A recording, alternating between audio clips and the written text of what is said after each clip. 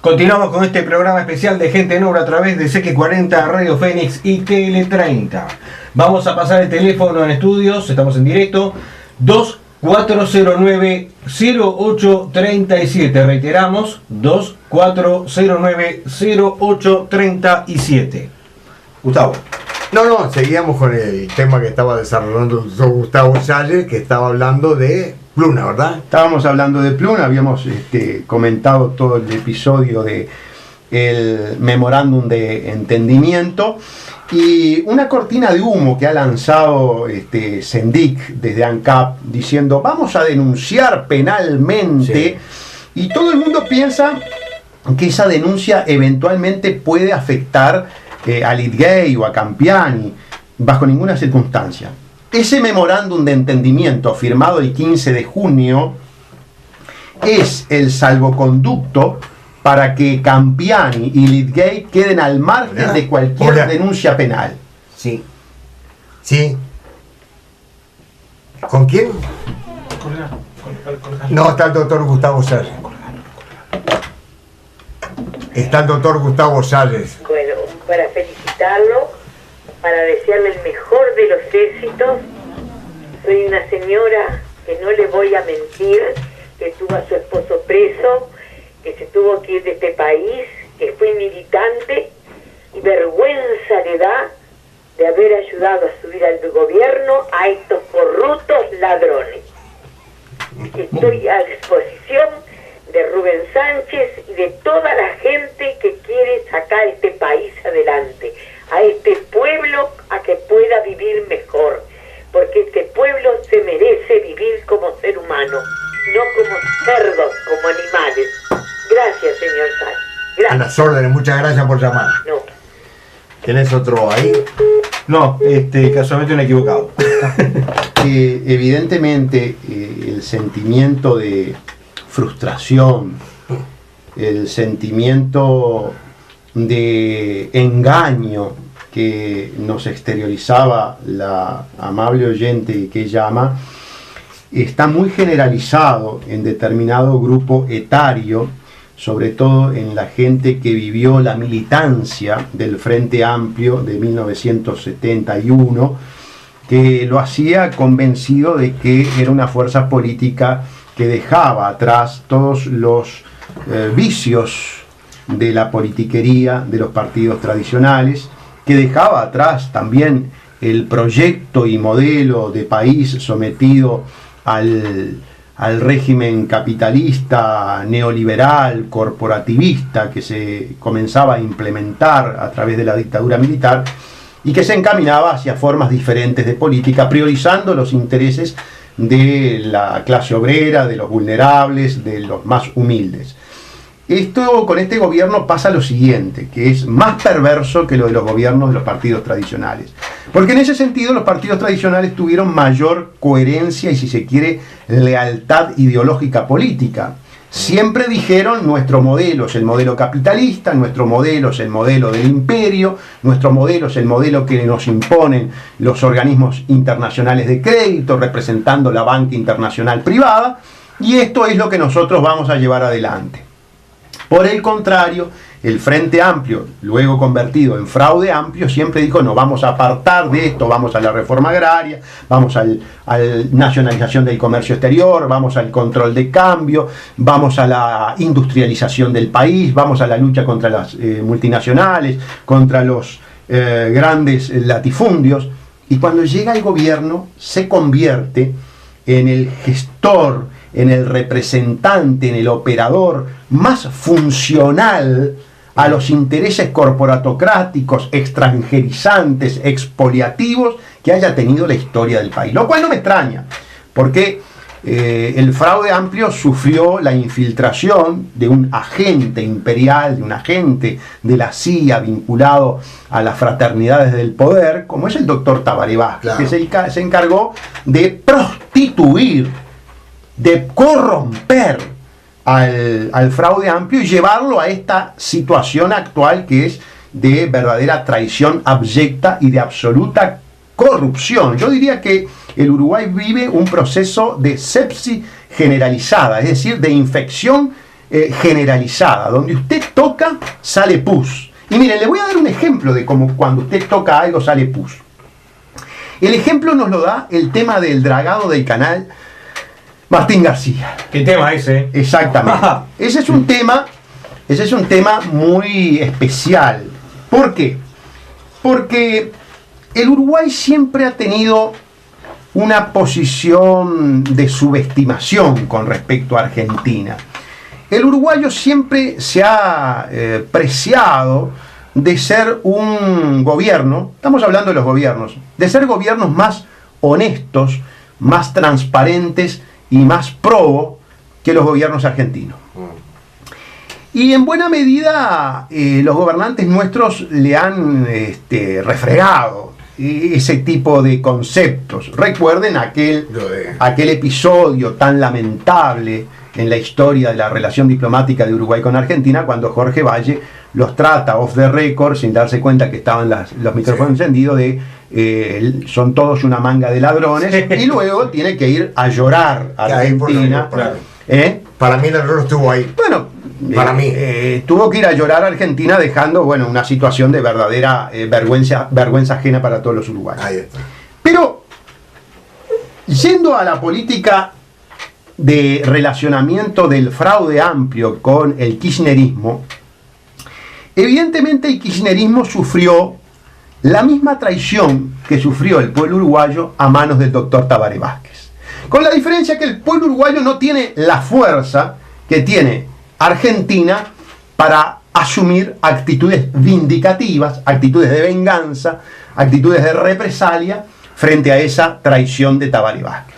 Ustedes recuerden que el gobierno de Tabaré Vázquez contó con todo el apoyo logístico, con todo el apoyo propagandístico del kirchnerismo para llegar a la presidencia de la República, inclusive los famosos traslados que realizó López Mena y toda aquella campaña que venía de Argentina y que sumó una cantidad de votos decisivos.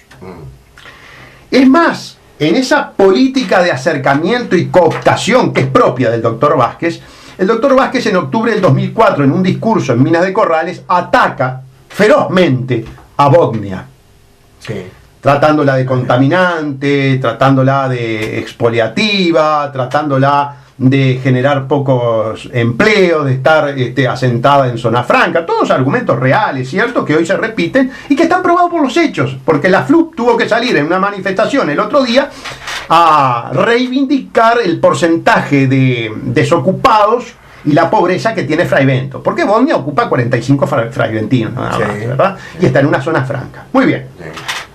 Entonces Tabaré Vázquez traiciona el kirchnerismo, porque cuando llega el gobierno lo primero que hace es se casa con Bosnia. Yo no sé por qué. A mí me gustaría saber. A mí también. Yo sé que estos casamientos no son graves. Son bravos. Las corporaciones no cooptan a los gobernantes en forma de carácter idílica, platónica. No, yo sé que no es así. Pero no tengo prueba para asumir nada diferente. Solamente planteo la duda que habría que investigar. Pero llama la atención. Llama la atención, poderosamente la atención. Se produce la traición.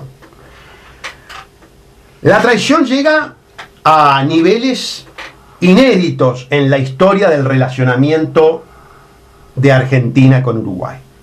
¿Por qué?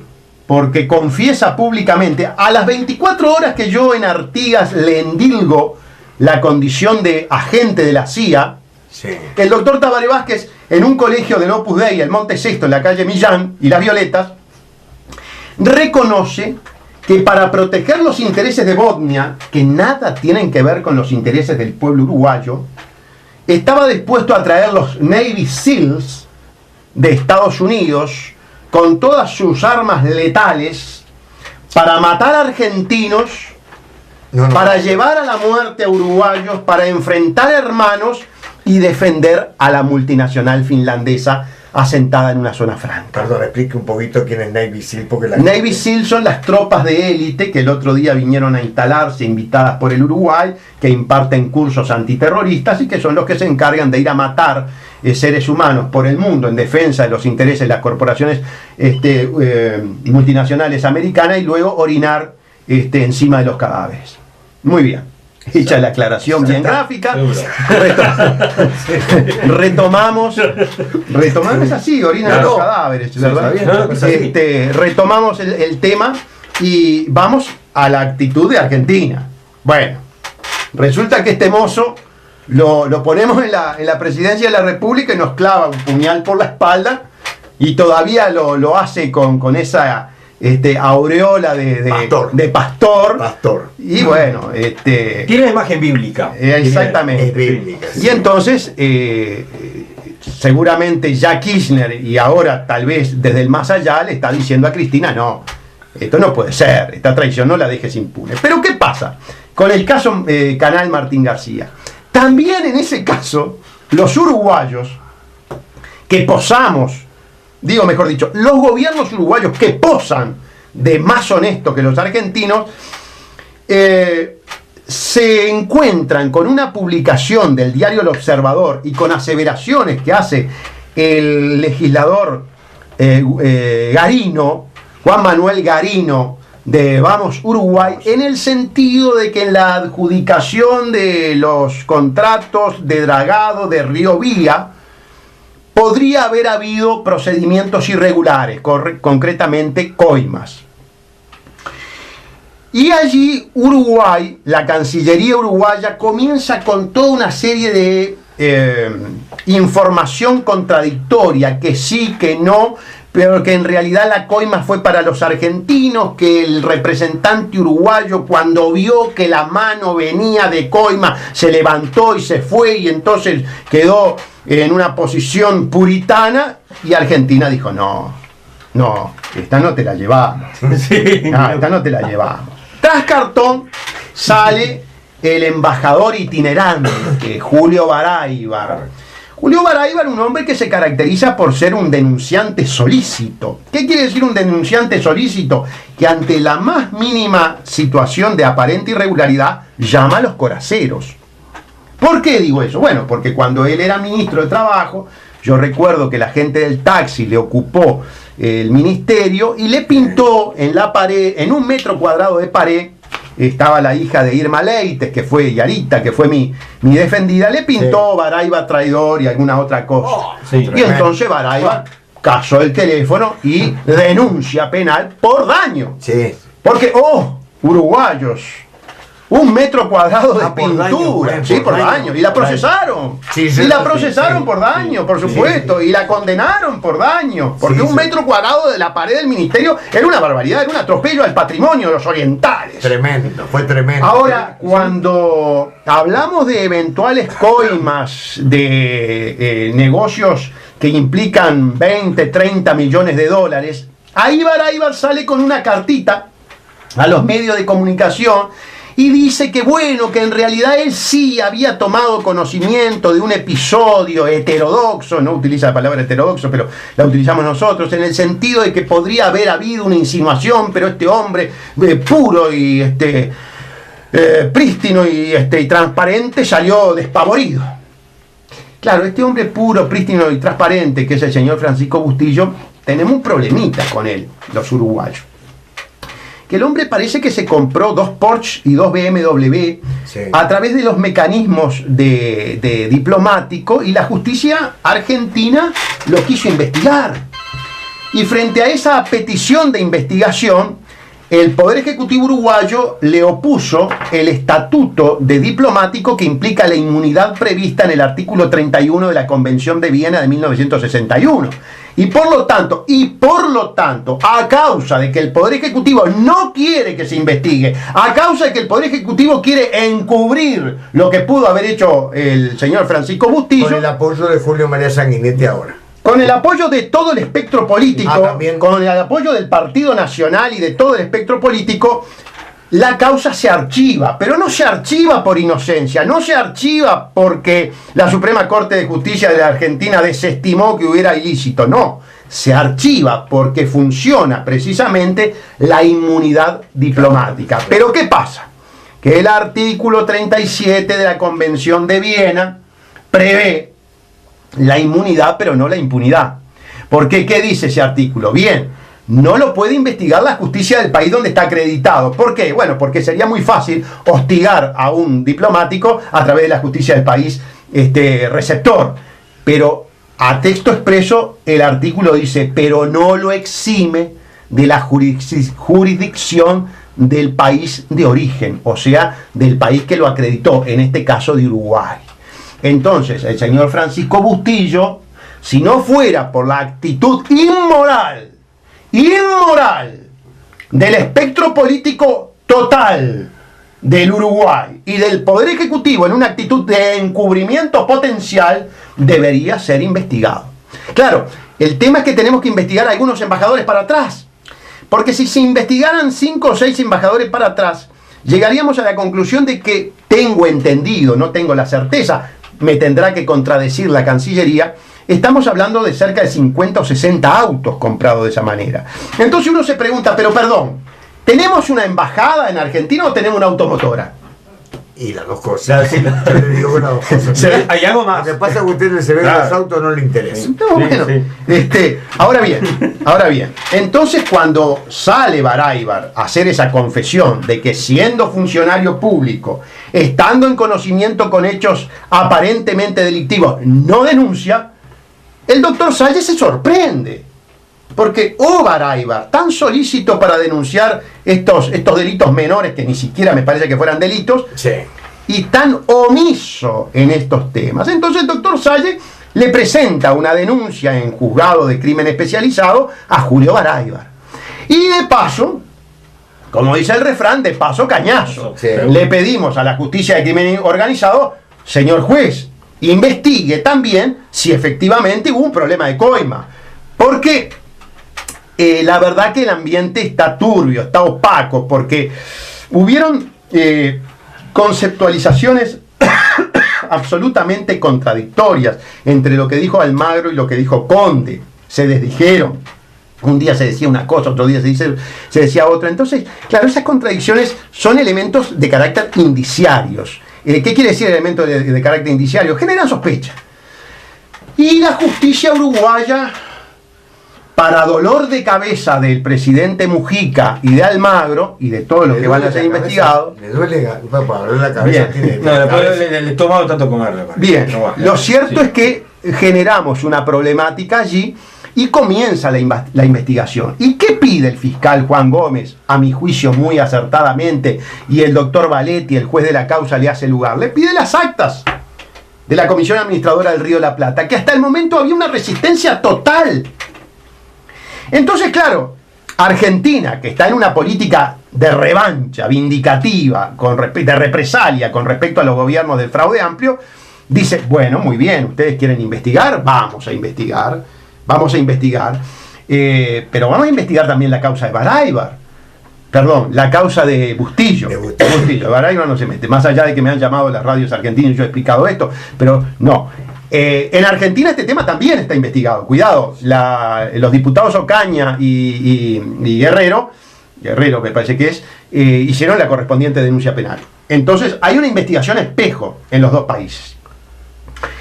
Ahora sale hace pocos días el otro representante, pero un poquito que se me fue de la mente el nombre. Ayer sacó una nota el otro representante al que se le vincula originariamente al tema de la coima del lado argentino, a desmentir los dichos de Bustillo y a decir, no, espere un poquito, Bustillo no se fue, no se levantó, Bustillo no se fue caminando con el representante Ospina. Ospina dice, no, miren que se fueron caminando por Avenida Alvear los dos juntos, y además, si hubiera algún tipo de duda, siguieron los contactos posteriores. También. Todo eso genera enorme sospecha. En el Uruguay, la intención de ocultamiento del Poder Ejecutivo fue muy clara. El hombre que incomoda con la denuncia y con la participación del Poder Judicial en este tema es la denuncia del doctor Gustavo Salles. ¿Por qué? Bueno, porque se piden estos documentos, que yo creo que estos documentos, por supuesto que no van a contener una coima explícita, pero sí pueden contener elementos indiciarios, elementos que permitan el juicio de inferencia que tiene que hacer el magistrado, atando el cúmulo de elementos probatorios para llegar a establecer semiplena prueba de la consumación de un delito. Ese es el proceso mental que tiene que hacer, y que todo esto, naturalmente, genera elementos de juicio, ¿no? Ahora, donde tocamos hay pus. Porque ustedes vieron que hemos hablado de los temas más variados. Yo no quiero omitir otro tema fundamental, que es muy caro al Frente Amplio. Cuando yo digo el Frente Amplio, me refiero a la fuerza del 71, a la fuerza histórica. Sí. A veces me dicen, perdóname, es una fuerza histórica que tú tenés idealizada, porque la mayoría de los hombres viejos que hoy están en el poder, eran los hombres maduros de aquella época, claro, que comandaban la cosa, ¿verdad? Sí, sí. Entonces, esa exhortación a que reflexione, a ver si no hay cierta elaboración idílica por parte de uno, está correcta. Pero yo prefiero mantener Frente Amplio para la fuerza histórica del pasado y Fraude Amplio para la actual. Es que es así. El tema de los derechos humanos para el Frente Amplio fue una bandera importantísima, sí, más allá de que hubieron distintas actitudes en algunos momentos de renuncia. Algunos llegaron a diputados. Exactamente, sí, algunos llegaron por la banderola de los derechos humanos, ¿verdad? Claro, entraron por la banderola, no merecerían estar ni a 10 cuadras del poder. Exacto, fue la carrera de sindicalista a burgués parlamentario. Como era dirigente de fútbol, sí, ¿verdad? Antes ahora es la carrera dirigente sindical. Exactamente, dirigente sindical. Es más rápida, ¿eh? Porque además hoy la dirigencia sindical es el brazo extorsivo que tiene el Fraude Amplio para presentarse ante las corporaciones para decirle, señores, vótenme a mí, que con los sindicatos a favor, los sindicatos comprados, vótenme a mí, que con la academia comprada, yo les viabilizo un país en el que ustedes puedan expoliar los recursos naturales. No voten a los partidos tradicionales, porque yo voy a utilizar a los sindicatos para quemarle cualquier política que quieran llevar adelante. Y entonces hay una dramatización de conflicto gremial, pero en realidad es una dramatización, porque si nosotros mantuviéramos los parámetros reivindicativos y confrontativos del PIT-CNT del pasado respecto a las políticas del presente, yo creo que deberían estar todos atrincherados con un Kalashnikov en la mano. Sí, y no es, perdón, y no es que esté llamando a hacer eso. Solamente es un análisis objetivo de lo que podría pasar si traspolamos aquellas confrontaciones ideológicas del PIT-CNT frente a los partidos tradicionales con la política actual de estos individuos que han profundizado todas aquellas políticas neoliberales. Bien, claro. Ese es el sentido de la explicación. Entonces me quiero referir, en estos breves minutos que me quedan, a las terribles violaciones de derechos humanos del gobierno de Tabaré Vázquez y del gobierno de José Mujica. Son gobiernos torturadores. Sí. Son gobiernos torturadores. ¿Dónde se tortura en nuestro país? Se tortura en los hospitales psiquiátricos, se tortura en el INAU y se tortura en las cárceles. ¿Por qué digo se tortura? Siempre lo voy a repetir, porque el artículo 22.2 de la ley 18.026 establece que todo tratamiento inhumano que se le dé a una persona bajo sujeción física del Estado se considera tortura. Entonces, el gobierno de Vázquez fue un gobierno torturador y el gobierno de Mujica fue un gobierno torturador, confesamente torturador, porque cuando Mujica sale del Vilar de Bo, ¿se acuerdan que fue el Vilar de Bo? Sí, estuvo casi que adentro. Fue de visita. No, porque estaba ambulatorio, no fue ambulatorio. Fue de visita, cuídense muchachos, fue de visita. No, el tema es que cuando fue de visita y salió, dijo, aquí sí que se violan los derechos humanos. Claro, y yo no sé si él era consciente de que el presidente de la República no se puede desdoblar y no puede dejar de ser presidente de la República para ser un espectador, un ciudadano común criticando su propia gestión. Porque allí lo que hay es jurídicamente confesión. Ningún fiscal ni ningún juez actuó de oficio. ¿Que en el INAU se violan los derechos humanos? Bueno, tengo 7 denuncias en el INAU respecto a violación de derechos humanos. Es más, hace pocos días se procesó a un funcionario que cometía todo tipo de aberraciones sexuales sobre los menores infractores internados. Entonces, como ustedes pueden ver, amigos, y dado el escaso tiempo que nos queda, en este paneo que hemos hecho de la actividad del gobierno, no hay área en la que el Frente Amplio no haya, en la que el fraude amplio no haya traicionado los principios fundacionales. Esa es la conclusión cabal que podemos extraer de todo esto que hemos hablado. La verdad, juega la palabra, como decía Sin el comentarista. comentario. El único comentario que voy a hacer yo es que a partir de mañana, ¿a qué hora más o menos la audiencia de Tele 30 va a tener todo esto? Y mañana después del mediodía. Después del El jueves después del mediodía va a estar disponible en internet este programa. Perfecto. Nos va a costar un poquito porque es bastante... ¿Usted sabe extenso. dónde tenemos más audiencia? Nosotros, increíble, ¿no? No, En Estados Unidos. ¿En serio? Van a estar muy contentos con los comentarios de los neighbors. No, pero yo quiero hacer una breve aclaración. Sí. Bueno, el pueblo de Estados Unidos es el que paga. El pueblo de Estados Unidos es el que paga la militarización, no para el pueblo, sino precisamente para las corporaciones, porque es el pueblo más endeudado. Exactamente. Es cierto. Amigos, gracias por estar junto a nosotros. Miércoles que viene, no Gente en Obra. Gracias, hasta la próxima. Que pasen bien.